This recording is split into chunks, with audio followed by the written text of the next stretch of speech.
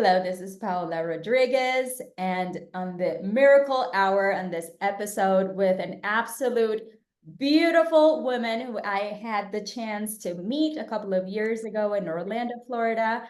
And I am so delighted to have her here on the Miracle Hour for this episode. And I can't wait to see all the wisdom that she will be sharing with us today. So please join me in giving a really warm welcome to my dear Allison Walsh. Thank you so much for being here. You are you are one of these women that you really admire, that I personally admire, and I follow you on social media. And every time you post this nuggets, I'm like, yes, yes, yes, yes. You're one of those that it's like this uh daily dose of empowerment in a very subtle, beautiful way. So thank you for what you do.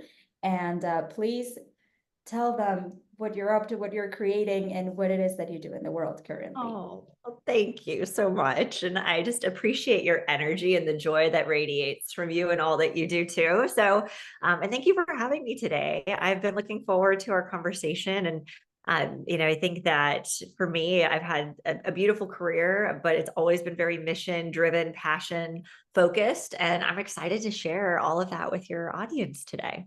Yes, yes, absolutely. Thank you. Because you are one of these women who is not just doing one thing, like you have been able to combine several things.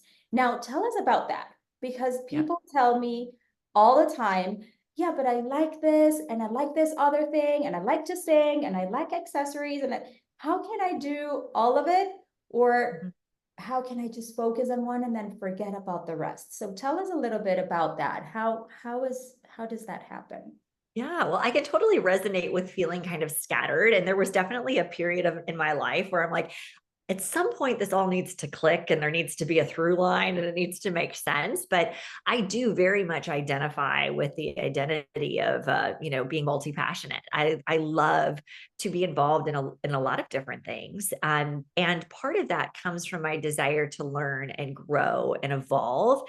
And so I allow my curiosity to take me to places that I know will at some point make sense but complement what it is that I'm doing, and that will unlock a lot of other opportunities. So just to kind of rewind the tape, I got involved in the behavioral healthcare industry when I was 18 years old, as a direct result of going through a pretty significant struggle with an eating disorder while I was in high school.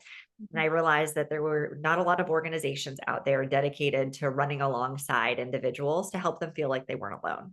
And so when I was 18, I walked onto my college campus, realized resources weren't available to the degree and extent that I thought they should be for individuals in recovery. And so I started a nonprofit. And that was my entry point into behavioral health care, kind of just from a passion that I had. And I leaned into that. And as a result, got very involved, not only on my college campus, but then that became the nonprofit, right? It was statewide. Then I had opportunities nationally to do things because I was a young advocate who liked to use her voice and wanted to create change and make a difference in this world. So that opened a lot of doors for me. And I had the chance to really contribute to a lot of meaningful organizations that were doing great work in this space.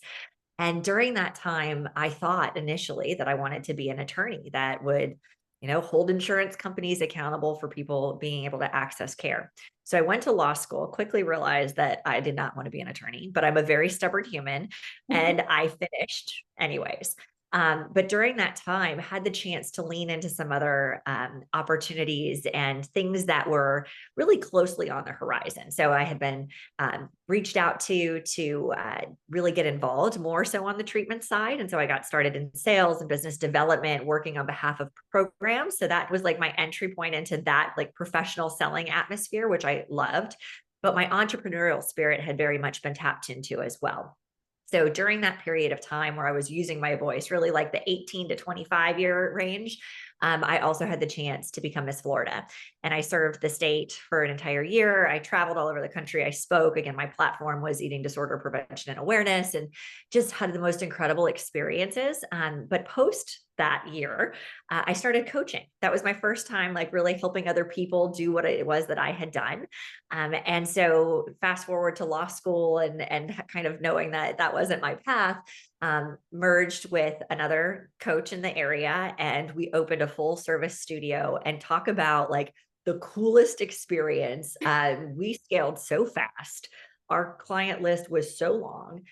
We were instantly profitable, hit six figures pretty much in 6 months. Like it was like go. So we were cranking, but it was just like such a cool example of like when you find something you're good at that you love and you lean in and you go for it, like chances are something really cool is going to come out of it. And that's what happened. And so we had this business booming on this side. I got involved with a startup on the healthcare side. Again, just I'm a bleeding heart and I love to help people. And so I was tapped to be a part of a behavioral healthcare startup that was opening not too far from where I lived. But I was the second person that was brought in to start and scale that company. Was there for 9.5 years. We grew it to 1,000 employees, unicorn status, just a beautiful company that has helped at this point over 50,000 people change their lives in treatment. And it was just a wonderful opportunity for me to learn how to be a leader. I learned a lot of things the hard way. I learned leading through COVID, how that changes you as a person and how you have to show up differently in times of high stress and uncertainty. So that was just, again, like one of these opportunities that I can't even believe that I was so blessed to have, but comes down to the work ethic, comes down to the drive, comes down to my willingness to like learn and put myself outside of my comfort zone.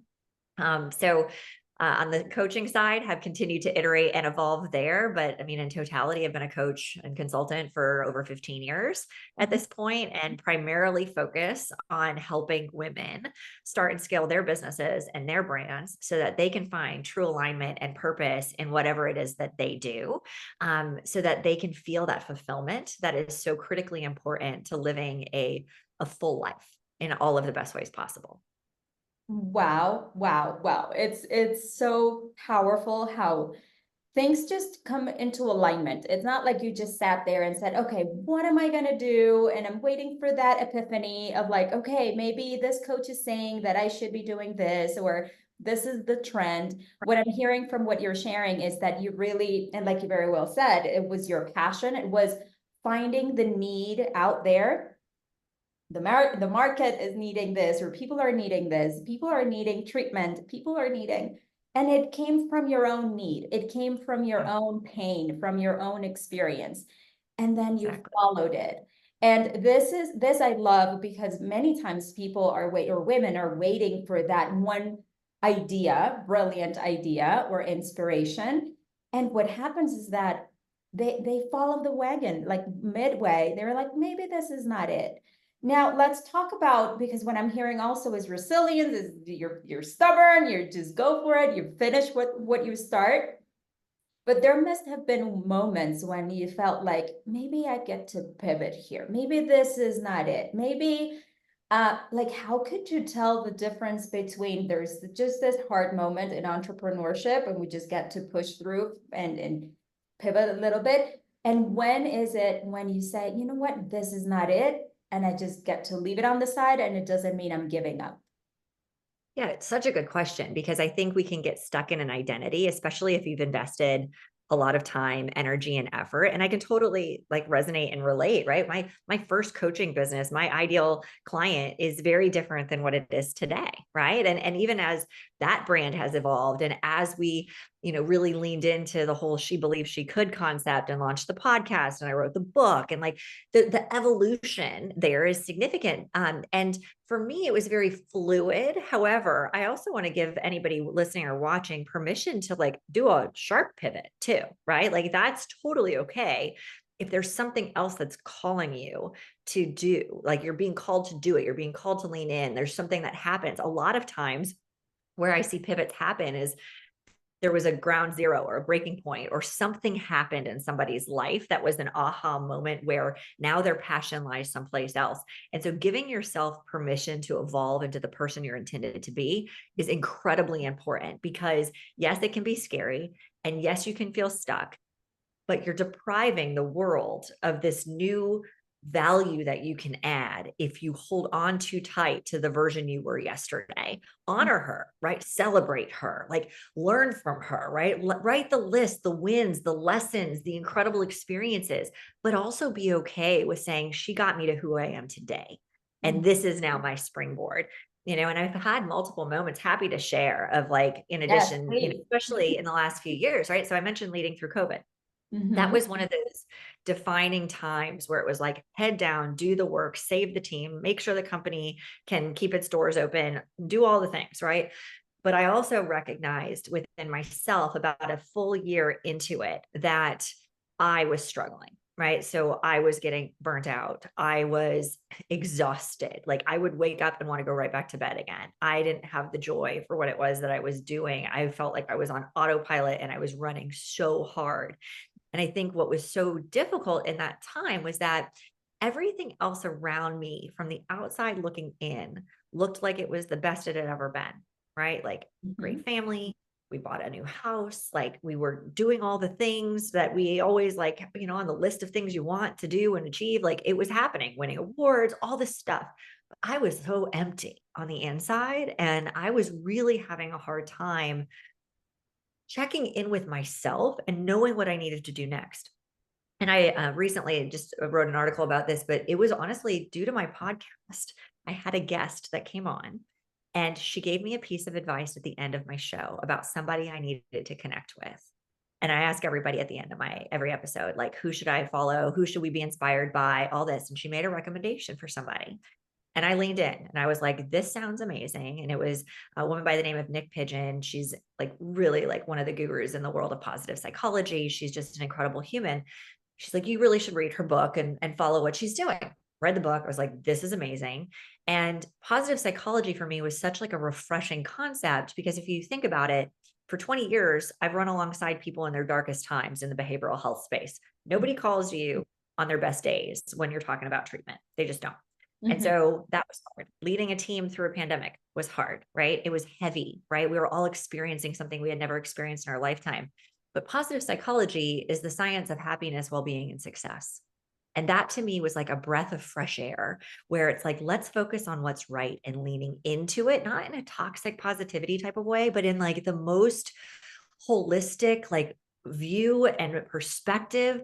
And I went through this like renewal of myself and my soul during that process. And so I reached out to Nick. I ended up going through her Positive Psychology Coach Academy to get certified. During that process, I was not only looking for something to help heal me, but I was very concerned about retention on my team, right? I mean, they all lived through it too. I had amazing team members that I did not want to lose. And so I was able to create a program through all of that. I brought it back. We rolled it out. All of those team members are still there, which is incredible. But it also opened my eyes to so much more. And it was those moments where I was able to really check in with myself and say, like, am I really in alignment now, to our point earlier, of who I can be now at this stage phase of my career? But I had to take care of me first to be able to step back and even see that. And so over the course of that next year, I did a lot of work on myself.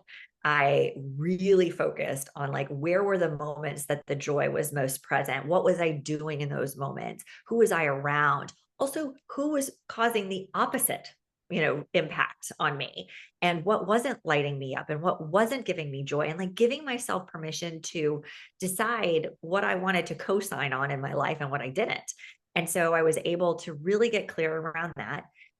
And through the whole process of, one of the things that I wanted to do very much so in that time was like write the book, right? That's been on my bucket list for like forever. And I felt like after that pause psych experience that I had the framework to be able to really compartmentalize and share stories that would also provide perspective for women that might be feeling the same thing or at different stages of their journey. And so I started to put those 50,000 words on paper after I got my book deal with Wiley. And during that process, and I'm sure you've heard this too, right? Or, it's like when you start to really write like that, it is a very therapeutic experience. And it was like looking in the mirror, right? The whole time I had to be real honest with myself of like, here's what I'm writing about. Is this what I want? Here's what I'm writing about. Here's what I want. And that I realized that chapter 10 of the book that I was, contracted to write was not the chapter I wanted to write, which was basically, I'm still at that company, we've grown, and it kept bugging me. It was like this thing that I would wake up every day going, I don't even want to write that last chapter. This is not the chapter for this book. During Mhm, that process, started to look for other opportunities, started to reposition my own company because even there I felt like it had become a little stagnant. mhm, And call it God, call it the universe, call it source, whatever you want to attribute it to. There were some really interesting opportunities that were coming into my inbox. One of them was also another healthcare startup that was looking to make a huge dent on the youth suicide situation that we are facing. mhm. And for me, I got involved in the behavioral health industry all these years ago because of my own journey. But now I'm a mom of 3 kids. And I thought about how amazing would it be to be able to be part of the solution when it comes to changing the trajectory of young people's lives, especially after everything that they've just been through. And Mhm. so I decided to jump in and be a part of that effort and scale that team. And it's the nation's fastest growing startup in the US right now. Wow. My team has gone, it's multiplied 5 times since I've been there in 18 months. So that's been exciting. But it was that permission to say, okay, I can walk away, right? Like I could have been so stuck in that old identity because I was so proud of what I had built. And I'm still to this day so proud. I adore the team that's there. I love them. I am so proud of them. And it was time for me to go, right? It was like, it was time for me to move on. It was time for me also to change up what I was doing in my own business and have different offerings and work with different clientele. And it was just time. It was Mm. time. So, and it felt so good. And it's beautiful how you just close the chapter, right? You close the cycle, you honor, like, you honor the person, you honor the role, you honor whatever it is that you created there, and then you surrender to moving on. That's what I'm hearing. You just surrender to that new version, to that new way of serving the world that perhaps we don't see it as humans, but it, like you said, there must be something big that happens in your life for you to realize, okay, I gotta move on from a generous standpoint. And as a leader, we get to really have these moments. And my coaching is all around self-love because of that, because I have realized myself that it's beyond the self-care, the superficial thing of, you can go to the spa, have time with friends. It goes deeper. It goes to what you were saying, to having that moment with yourself of honesty, radical honesty, having the boundaries, who's going to be in my life, who's not going to be in my life, who's no longer aligned, who will contribute. I was just asking myself this question yesterday, like, who gets to go with me from now on and who gets to stay and thank you? And it's hard to be like, but it's my friend, but it's this person, but I feel bad. And how much do we love ourselves to say, okay, this is what's good for me now. This is what supports me now to go to the next step.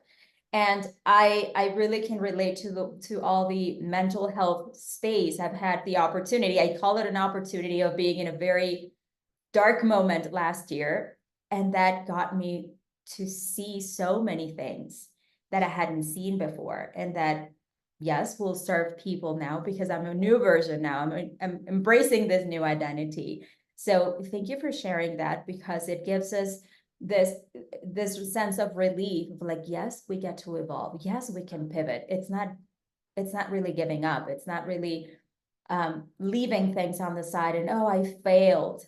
It's more of like, okay, I'm ready for that next success. I agree completely. And I love that you talked about relationships too, and who gets to stay and who gets to come along for the ride, because that's also something that can be really hard, especially as you're evolving and your new version of you might not fit the definition of who somebody thinks you should be, but it's not their choice and it's not their position unless you give them that power to Mhm. define that. Right. And I think like standing, strong in our stilettos and knowing who we are is a really important thing for us to do as women. And we need to check in with ourselves more frequently. And that's not just like, what am I doing, but who am I around? Who am I being influenced by? Because that is a key indicator as for so many things, right? Like your lifestyle, what you're going to do, the choices you're going to make, where you're going to go, what you're going to do and not do, right? Like all of that. And, I think it's really critically important that we take stock of that and we audit that. So I'm glad you brought that up. Yes, yes. I've found, and what you're sharing proves what I've been thinking about, is really self-love, this moment of checking in with you, of checking in of what it is that you really want, what version it is that you want to show the world, and kind of like taking a step back. Okay, hold on. I need to take care of myself. And oftentimes we don't do this unless we really reach a point where we are forced to, in a way, like, okay, you got to stop and you got to really take care of yourself. You really got to, and what I'm hearing too is that all your businesses, everything that you have done has been around what has been going on inside, what has been going on in your mind, in your heart, in your soul, in your being, in your essence. And then that permeates everything else. What I'm hearing is success, success, success. You're blowing it out of the water. You're doing all these amazing things. And let's be honest, that is a result of you doing the same thing inside. It's the reflection, right? Yeah. The Thank reflection. you. And sometimes, the outward perception might be success. There's lots of failures in all those stories. There's I'm sure it's the lessons along equivalent, the right? way. Directly proportional to the failures. Yeah. But I think you look at it too and you say, like, because I've been willing to fail, right, Uh-huh. is Yes. why I've been successful. And if I hadn't been bold enough to say yes at different times in my career to opportunities that were crazy, right? Like, I mean, we can just even rewind. Like when I was 18, who would have thought? Like, start a nonprofit, run it for 18 years, merge it into the nation's largest not-for-profit for eating disorders. Didn't think about that part of it when I started it. I just thought I wanted to help somebody, right? So that was cool. Yeah. The whole, like, I'm not going to take the bar exam. I'm going to finish law school, but I'm not going to be an attorney. But I'm going to lean into these businesses because this is what brings me joy. It was bumpy in the beginning, right? And like when I got involved with the first startup, I knew nothing beyond what I had taught myself, right? Like I didn't go to school for professional selling. I hadn't stood up a business development organization or sales organization. All I knew is that what I cared about and I could sell it myself. And I could eventually figure out how to train and get everybody else to do it too. And we became an incredible company, right? But if I had held myself back and said, I don't know how to do this, right? I'm not fully qualified. So I'm not going to go after it. Like I wouldn't be sitting here. And it's also being honest enough and vulnerable enough to say, like, here's my gap. Like, here's what I have to fill from a learning perspective. But I'm going to work my buns off to make sure that I am doing everything I can to surround myself with the right people, get myself in the right rooms, get myself with the right network, do the work, right? Like no one will outwork me in that regard. Like when I know what I need to do to be able to get to that next level, laser focused. And so that has served me. But like I said, I didn't have professional training in how to do this. I didn't go to business school. I have a degree in public relations. Like, like that was what I went about. Yeah. so but it was being okay with saying, I'm not going to do it perfect this time. And that was a huge growth thing for me because, a lot of my eating disorder was rooted in perfectionism. And a lot of what I've struggled with over the course of my life is feeling not enough, but it's also being brave enough to say, but today I'm going to take one step forward and I'm going to look fear in the face. And guess what? I'm either going to win, which I love, or I'm going to learn. And then I'm not going to do this thing wrong twice. So then I'm going to get better. And every time I do that, I'm building my confidence and I'm building my stamina and I'm building my resilience. And most important, I'm building the trust that I have in myself to know I'm not going to let me down. Right. So it's like all of it. I think the failures don't feel as bad when you play full out and you've done everything you can. I think the failures really sting when deep down in your soul, you say, I didn't give it my all.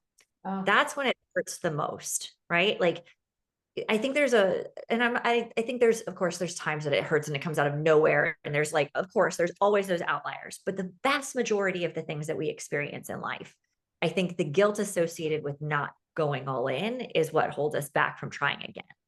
And so that's where I just, everything that I do, everything I do with my team, everything I do with my own companies, and everything else that I get involved in and consult on, it's like, please play full out. Like, please go for it. Go Please for it. define what it is that feels like success for you, and focus and do it. And you're going to learn a lot. And guess what? Those learnings could potentially be another business in the future that you can teach somebody else how to do. So like, it's always, you're always in the best position to help the person you want once, in the shoes of. And so it's like, let's go, let's do it. So it's really just learning from it and the mindset around it.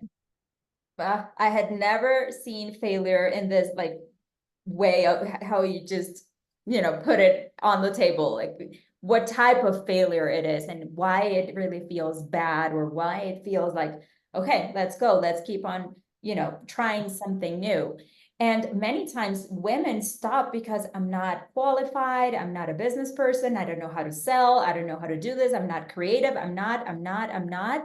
And we focus on what I'm not, rather than what I could be, what I could become, and who I can attract into my team or my surroundings that can teach me and take me there. So the through line I see here is passion is, I'm just going to help one person. If I can help one person, if I can help 3 people, if I can help, and of course that becomes millions and millions, because if you impact, I believe this, if you impact just one person, that is enough, because then the ripple that's created from that. So passion, just being so driven with, by your vision, and that's what a leader does, and checking in, course correcting. And I loved what you said. Maybe a new business can come out of that. Whoops, I didn't know this could happen. So, yes. Well, and I love what you said too. I just want to like double click into the not feeling like you're ready enough. So, I mean, in the seat that I'm in right now, I hired 100 people last year on my team, 100 people total I hired. And I interviewed, multiples of that, obviously, to get to 100.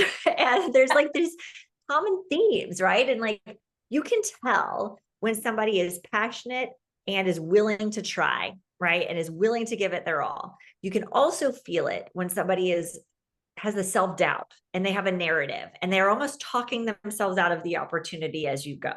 It's very interesting to see how people show up when they're chasing that next opportunity for themselves. And fascinating to see the difference between men and women too, and how they present themselves. Right. And so I just encourage every woman to really create that win list before you walk into any opportunity, whether it's for yourself, whether it's for a job, whether it's to get a new client or a new account, if it's your own business, and make sure you know all of the greatness that you're bringing into the room before you get in there, so that it's on the tip of your tongue and you can share it with grace and poise, but don't leave it out. And that's, I think, one of the things that, I have the chance to mentor a lot of young women too. And I have for years and years and years, and I love it. But there's a common thread in what I share with them. And it's like, don't be afraid to be amazing and shine that light bright. Because if you don't turn that light on full beam, people don't know how incredible you are. And the amount of opportunities that are like a ripple effect as a result of you being able to share humbly, but share what you've done. It earns you respect. It earns you seats at tables. It opens doors that you will walk through for the rest of your life. And you deserve that because you're amazing. And so like, that is like, I am just like pumping that message. I'm like, if I can influence that next generation to like show up, shine bright, and achieve abundant success, like we are winning. So like, that is like my mission. But Love it. I love it. And when you go on your Instagram, it's written all over, like that's everywhere. It's everywhere. It's every day. It's like, pumping in that. And I love it. Like every time, like if I scroll and I see, I'm like, yes, yes, yes. I'm like, there's this momentum that's built, and this I'm giving you right now, like it is this momentum that's built from what you post one after the other. It's that reminder. Then if we read it, and we have read it a million times, but there's always this moment. And as we wrap up, tell us about this one miracle moment, this one thing. Perhaps it was a quote, it was a mentor, it was a situation. That's why this is called the miracle hour, because transformation, I believe, happens in 1 minute at a time. And it could be just Mhm. one thing, one click. What was it for you that you can call it a Yeah. miracle and that has allowed you to create what you have created? Yeah, so I've got a lot of them. I mean, I mentioned one of them with, the guest that I had on my show sharing about Nick and opening my eyes in life to the world of pause psych. I mean, I'm forever changed as a human as a result of exploring that. But it really all started by a mentor telling me when I was 17 years old, after I had gone through treatment and I was, on the other side in the early stages of recovery. And she looked at me and she said, Allison, you were blessed with a voice to tell your story, and you have a responsibility to go do so. And that was it. And I will tell you, we had a book launch party here. It's actually, I tell the whole story in chapter 1 if she believes she could. But she walked up to my front door and I just cried and I just hugged her and I just cried and hugged her. Because to your point, like that moment changed my life. That piece of advice stuck with me for so long. And she was the person that in those early days when I knew I wanted to change people's lives, I knew I wanted to share my story and I did not want, this to go in vain. Everything I had gone through, I did not want people to suffer in silence like I had. And I knew if I used my voice, it would change at least somebody's life.